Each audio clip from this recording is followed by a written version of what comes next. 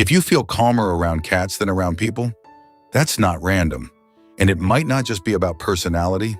Cats don't try to impress you. They don't demand your energy. They don't require explanations. They don't need you to be on. They simply exist. And for some people, that feels safer than most human relationships. This isn't really about animals. It's about nervous systems. Some people grew up in loud emotional environments, unpredictable moods, unspoken tension, high expectations. When you grow up scanning the room for shifts in tone, your body learns to stay alert. Cats don't shift unpredictably. They don't explode. They don't perform. They regulate the space.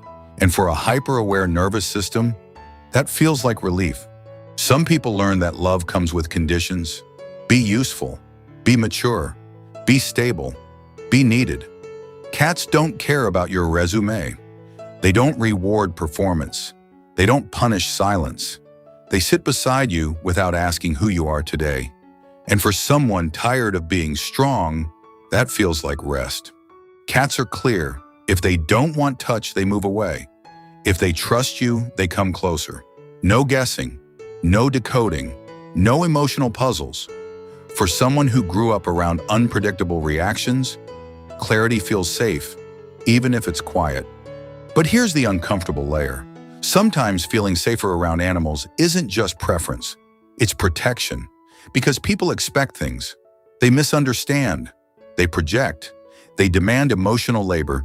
A cat doesn't ask you to explain yourself. And maybe, if human connection once felt heavy, disappointing, or exhausting, your nervous system chose something softer.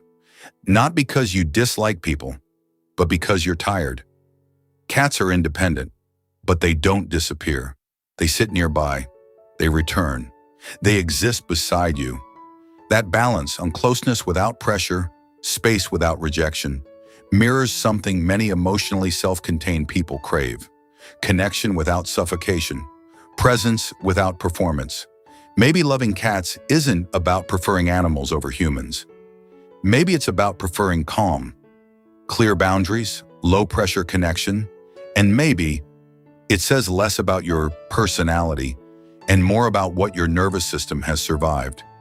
If this felt a little too accurate, you're not strange.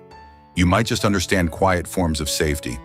Here we explore the human mind, emotional patterns, and modern pressure without noise. I'll see you in the next one.